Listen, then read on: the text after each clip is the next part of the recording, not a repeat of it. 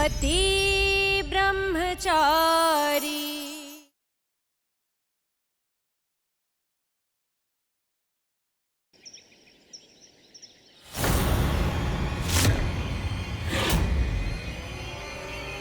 आप कब आए?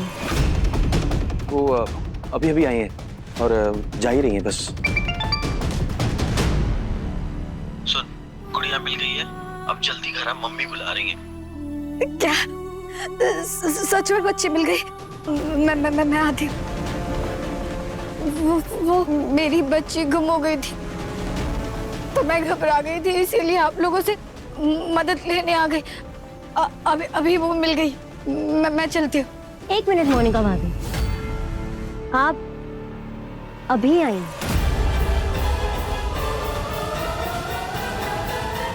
क्योंकि ये साड़ी आज हमारे घर पे भी एक काम वाली आई थी, उसने ऐसी साड़ी पहन कर आई थी। पक्का आप अभी आई हैं?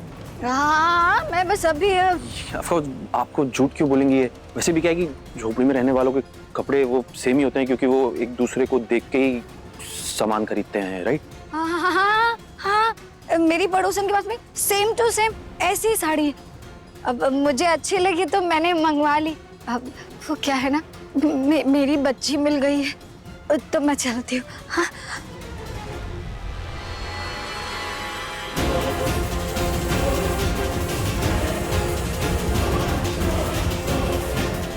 ये बच्चे को इस तरह क्यों रखा है? हा?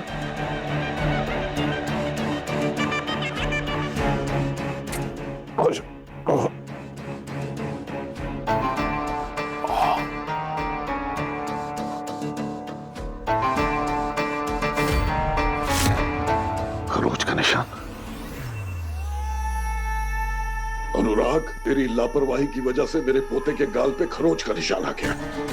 नहीं पापा, बच्चा ना एक्चुअली पलट रहा था तो ये था सामने तो मैंने इस पे रख दिया। तो फिर ये खरोच है ना? ये निशान कैसे आया? कैसे आया बोल? अब पापा को कैसे सच बताऊं? अनुराग,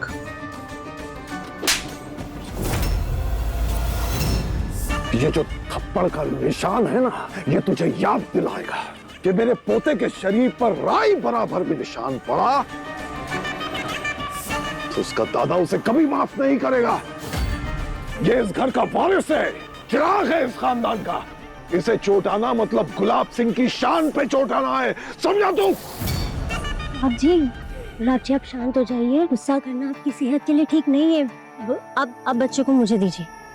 गुलाब जी, हम डॉक्टर को बुलाकर बच्चे का पूरा चेकअप करवाएंगे और आप चिंता मत कीजिए, कोई निशान नहीं पड़ेगा, ना बच्चे के शरीर पर और ना ही आपकी शान पर।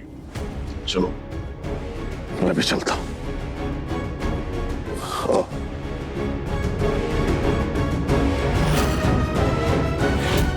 बच्चे को जरा सी खरोच आ गई तो पापा इतना बौखला गए। जिस दिन बच्चे के बारे में सच्चाई पता चलेगी, पूरी गुलाब हवेली को जला देंगे वो।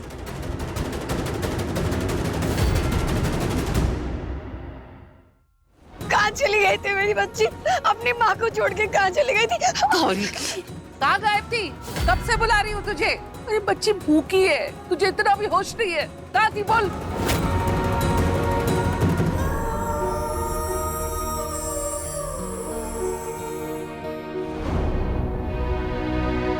मोनिका भाभी, पूरन भाई, आप दोनों मुझसे बड़े हैं, पर क्या आप लोगों को जरा सा भी अपनी जिम्मेदारियों का एहसास नहीं है? क्या आप लोगों को जरा सा भी अंदाजा है कि आज आप दोनों की लापरवाही की वजह से गुड़िया कितने गलत हाथ में जाते जाते बची है? अगर उसे कुछ हो जाता या वो खो जाती तो क्या करते आप दोनों? माफ कीजिएगा पूरन भाई, ये कोई छोटी मोटी बात नहीं है जिसे मैं दबा दूं। ये एक नन्ही सी बच्ची हमारी गुड़िया की जिंदगी का सवाल है। और पूरन भाई, एक दिन आपने मुझसे कहा था ना कि मैं भला क्या जानूं कि बच्चों को पाला कैसे जाता है, तो माफ कीजिएगा, जैसे आज आप दोनों बच्चे को अकेला दुकान पर छोड़कर चले गए, बच्चों को तो वैसे बिल्कुल भी पाला नहीं जाता। और मोनिका भाभी, आप तो मां है ना, लेकिन अक्सर मैंने आपको गुड़िया के साथ सौतेला व्यवहार करते हुए देखा है। ऐसा क्यों? अक्सर मैंने देखा है, ना तो आप कभी उसे गोद में उठाना चाहती है, ना उसे दूध पिलाना चाहती है, और तो और उसे ऐसे ही रोती बिलखती छोड़कर चली जाती है। ऐसे लगता है जैसे कि वो आपकी बेटी है ही नहीं। क्यों ऐसा क्यों करती हैं आप? क्या आपके भी दिमाग में वही सड़ी गली सोच पल रही है कि ये बेटा नहीं बल्कि बेटी है?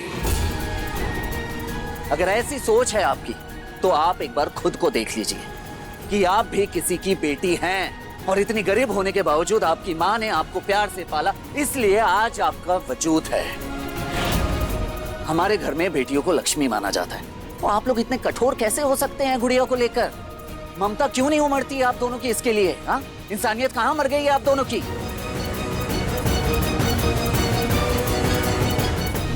नहीं नहीं देवर जी, ऐसी कोई बात नहीं है। अरे किस्मत वाले होते हैं वो माँ बाप जिनके घर बेटियां जन्म लेती हैं, लेकिन नहीं, आजकल लहर चल पड़ी है कि हर किसी को बेटा चाहिए, क्योंकि बेटा वंश को आगे बढ़ाता है। सब के सब बेवकूफ है। अरे अकल के अंधों, बेटों से नहीं बेटियों से घर का चिराग पैदा होता है, इसलिए बेटियों को लक्ष्मी माना जाता है, लक्ष्मी का रूप माना जाता है, देवी कहा जाता है। अगर बेटियां होंगी तो ये घर होगा, परिवार होगा, ये दुनिया होगी। भले इस संसार के रचयिता ब्रह्मा जी, लेकिन इस सृष्टि में जान भरने की शक्ति एक औरत में होती है, इसलिए औरत को देवी का रूप माना जाता है। और जब वही देवी घर में जन्म लेकर आती है तो हम उसके मान सम्मान और उसे पूछते क्यों नहीं है? उसकी इज्जत करना कैसे भूल जाते हैं हम? देवर जी मुझे माफ कर दीजिए, हमसे छोटी मोटी लापरवाही नहीं हुई है। सही कह रहा है तो सूरज, वो तो किस्मत थी कि गुड़िया मिल गई।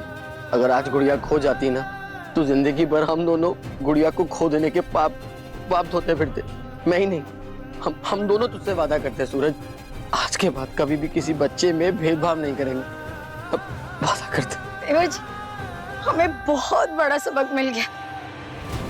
सूरज, कभी कभी गलती हो जाती है, अच्छी बात है, उन्हें एहसास है अपनी गलती का, और मुझे यकीन है मोनिका भाभी और पूरन भैया ब्लूटूथ की तरह गुड़िया को भी खूब प्यार देंगे। आफ्टर ऑल माँ बाप है वो गुड़िया के।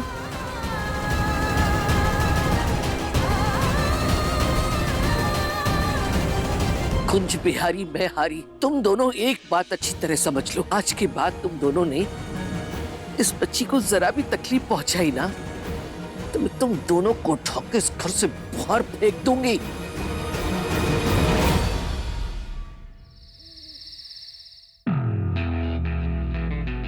देख क्या रहे हो? लाओ दे दो।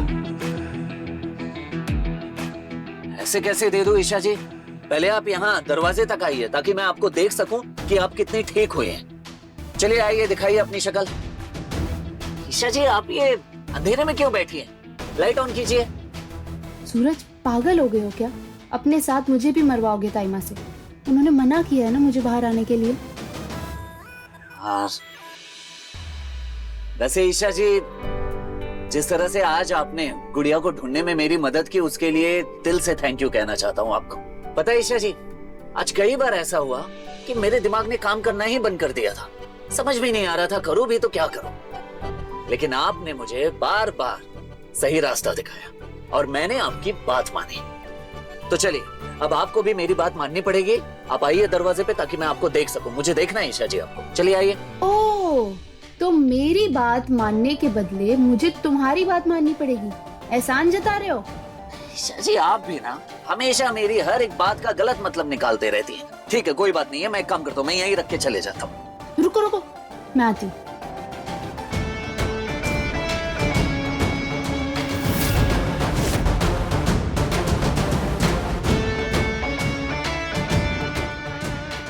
ईशा जी, ईशा जी आपके हाथ पे तो अब भी काफी पॉक्स नजर आ रहे हैं। हाँ सूरज, इसकी वजह यह है कि बहुत से लोगों को पॉक्स बचपन में ही हो जाते हैं, लेकिन पॉक्स ने मुझ पे अटैक करने के लिए काफी वेट किया, जैसे तुम करते हो मेरा वेट वैसे ही। और काफी वेट करने के बाद जैसे तुम अपना गुस्सा निकालते हो मुझ पर, वैसे ही ये पॉक्स बड़े बड़े पिंपल्स देकर अपना गुस्सा निकाल रहे हो मुझ पर। क्या बात है ईशा जी, हाँ मतलब आप मेरी बराबरी पिंपल से कर रही हैं, हद है। अब हंस रही हैं आप।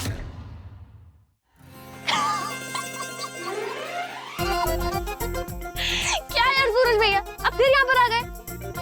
माँ ना बिल्कुल सही कहती है, अब पति ब्रह्मचारी से लवर ब्रह्मचारी बनते जा रहे हो। उधर पूरण भैया मोनिका भाभी को अपने हाथों से खाना खिला रहे, और यहाँ लवर ब्रह्मचारी जी अपनी पत्नी के लिए खाना लेकर खड़े थे। वाह वाह, काश ऐसा ही कोई रोमांटिक लड़का मेरी भी लाइफ में आए।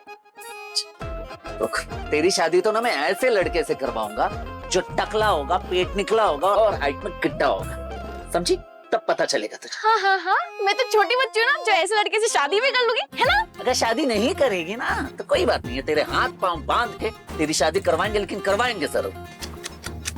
खुद ब्रह्मचारी होके प्रिंसेस जैसी बीवी लाए हो और मुझे किसी बुढ़े के साथ चिपकाना चाहते हो? आज तो ना आपको छोड़ूंगी, देखते जाओ।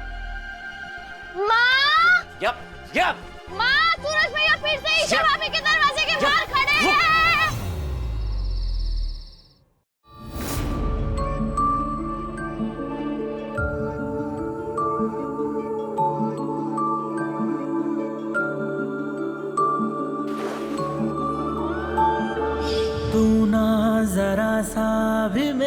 पत्नियां जब कुछ करना चाहे तो उसका कोई ना कोई रास्ता निकाल ही लेती है। तेरी तरह मिलके भी दोनों हैं अजनबी, कैसी है ये दास्तां, ये दास्तां। तू कहाँ मैं कहाँ, तू कहाँ मैं कहाँ, तू कहाँ मैं कहाँ, तू कहाँ मैं कहाँ। अब जाके आएगी चैन की नींद। पता नहीं क्या हो गया है मुझे, जब तक लड़ाकू ईशा जी पास में ना हो नींद ही नहीं आती। Good night.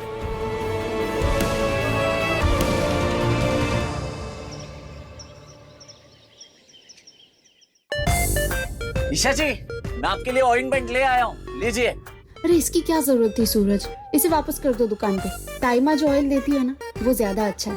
पर ईशा जी आप, हे कुछ बिहारी,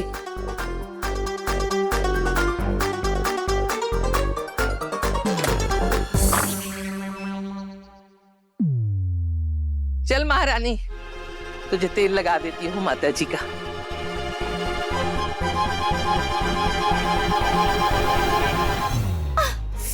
ताइमा, कुंज बिहारी में हारी, चुपचाप लगवा ले। अरे इससे तुझे आराम मिलेगा। ज्यादा नौटंकी मत कर, चुपचाप लगाने दे। और पता है, दाग धब्बे भी नहीं पड़ेंगे इससे।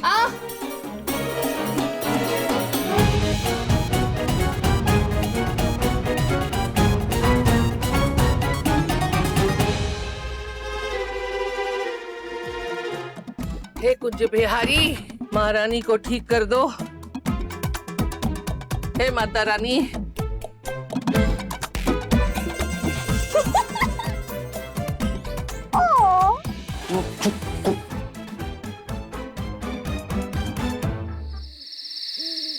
बस मुझे ठीक हो जाने दो मेरे पति ब्रह्मचारी जी, फिर देखना कैसे आईएएस की तैयारी के लिए तुम्हारे पीछे पड़ूंगी कि तुम भागते फिरोगे मुझसे। ईशा जी ऐसा कभी नहीं होगा, नहीं बनना मुझे आईएएस, समझिए आप। अच्छा चलो, मैं चैप्टर पढ़ूंगी, तुम सुनना, ठीक है? बैठो यहाँ। हद करती है आप, मुझे नहीं सुनना, मैं चला। सूरज रुको, तुम्हें मेरी कसम। अरे खाना भी नहीं खाने देती। तो सुनो, युद्ध के बाद पेशवा ने बाजीराव मस्तानी को खंजर तोहफे में दिया। मस्तानी ने दिल से पेशवा को अपना पति माना और खंजर को सीने से लगा लिया था। सुन रहे हो ना? हाँ सुन रहा हूँ। पेशवा की प्रेम कहानी को एक नया मोड़ लिया। पेशवा और मस्तानी के प्रेम किस्से पूरे बुंदेलखंड की जुबान पे छा गए थे। सुन रहे हो ना? हाँ सुनना तो पड़ेगा ना ईशा जी, कसम जो दे रखी है आपने मुझे। मेरे क्यूट पति ब्रह्मचारी। क्यूट।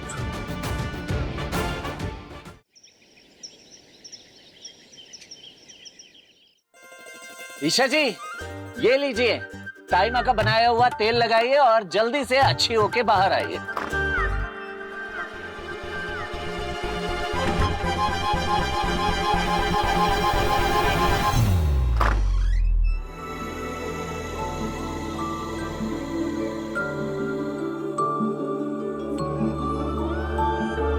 तू ना जरा सा भी मेरी तरह, ना कहीं से मैं तेरी तरह, मिलके भी दोनों हैं अजनबी।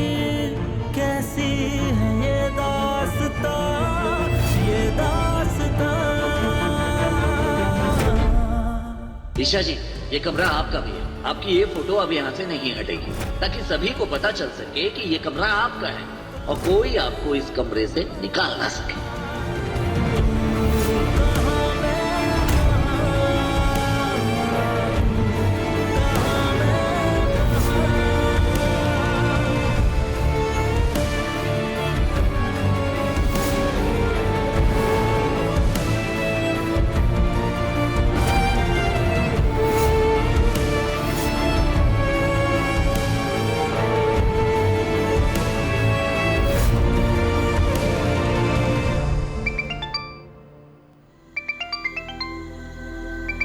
ईशा जी,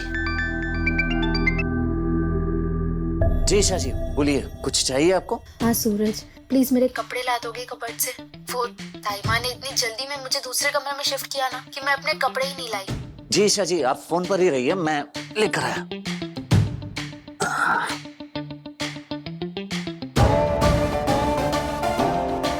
वैसे ईशा जी, यहाँ पर तो बहुत सारी साड़ियां हैं आपकी, कौन सी लेकर आऊं? एक काम कीजिए, ये मरून रंग की साड़ी अच्छी रहेगी। नहीं ईशा जी, ये नहीं। एक काम कीजिए, अब ये ऑरेंज रंग की साड़ी पहनिए, बड़ी। लेकिन ये इसका कपड़ा सॉफ्ट नहीं है ईशा जी, ये येलो वाली बेस्ट है। ये बेस्ट है ईशा जी, येलो वाली। हाँ सूरज, कोई भी लाके दे दो ना, और प्लीज पूरा सेट लेके आना, साड़ी, ब्लाउज एंड एवरीथिंग, ठीक है? हाँ ठीक है।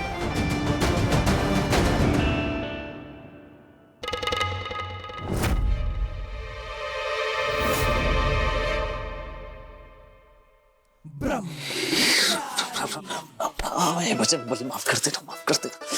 कि ईशा जी, आपके कपड़े में ना आपकी ही तरह परेशान कर रहे हैं मुझे। देखिए ये वो आपका ये ब्लाउज अटक गया है मेरी शर्ट में, अब कैसे निकालूं इसे? सूरज, तुम भी ना, एक तो मैं बीमार हूँ और तुम हो कि एक छोटा सा काम नहीं कर सकते, कपड़े अटका के बैठे हो। वाह वाह वाह ईशा जी, कमाल करती हैं। हाँ, बीमार हैं आप, लेकिन नहीं, फुल एनर्जी है आपकी बॉडी में लड़ाई करने की।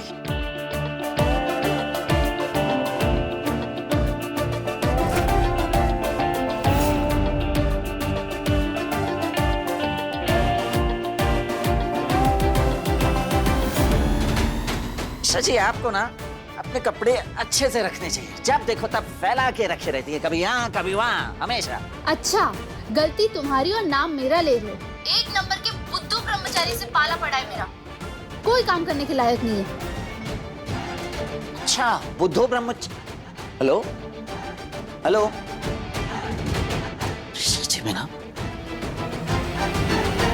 श्री कृष्ण गोविंद हरे मुरारी, हे नाथ नारायण वासुदेवा। मेरी प्यारी बिटिया, मेरी सोना, मेरी लाल परी घर आ गई। अरे मेरी दुर्गा, मेरी पार्वती, अरे मेरी काली।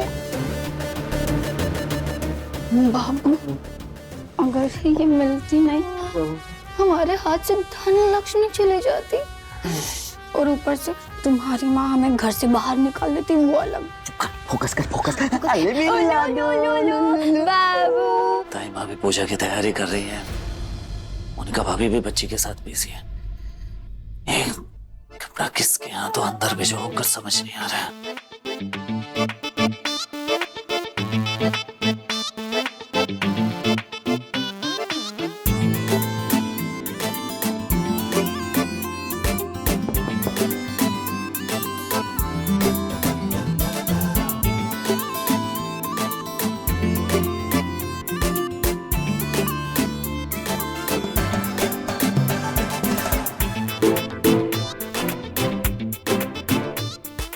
थैंक यू मेरे प्यारे ब्रह्मचारी।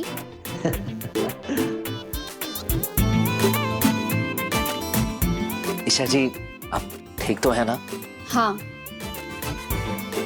तारी के अब क्या खिड़की पर भी ताला लगाऊं? अरे नहीं ताई माँ, ऐसी बात नहीं है। वो मैं बस ईशा जी को कपड़ा देने आया था, दे दी मैंने, ये दूर से ही दे दी, कसम से, ये ऐसे करके। कुंज बिहारी मैं हारी, अगर तुझे माता निकली ना तो कसम से तुझे सच में घाघरे का घेरा बुलाऊंगी। अरे नहीं नहीं नहीं ताई माँ, ऐसा नहीं होना चाहिए। मतलब माता, मतलब चिकन पॉक्स नहीं। हाँ वो मैं थोड़ी ना घाघरे का घेरा हूँ, मैं तो पति ब्रह्मचारी हूँ।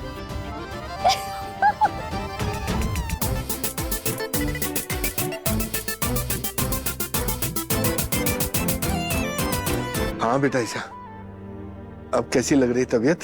पापा जी मैं बिल्कुल ठीक हूँ। आप तो जानते हैं ना, चिकन पॉक्स बस एक वायरस है, इससे जान को खतरा थोड़ी होता है। हाँ दुख इस बात का है कि इसकी वजह से सूरज कोचिंग जाते जाते रह गया। अरे नहीं नहीं, तू टेंशन मत ले बेटा, तू पहले ठीक हो जा अच्छे से। तो एक बात समझ ले, जब तक सूरज आईएएस की पढ़ाई की शुरुआत नहीं कर देता ना, ये हार्ट अटैक का नाटक मैं किसी को बताने वाला नहीं हूँ, खत्म ही नहीं करने वाला।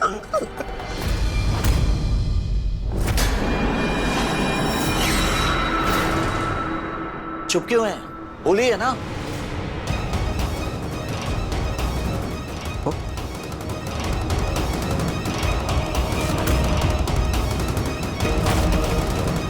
पापा आप ये क्या बोल रहे थे? नाटक?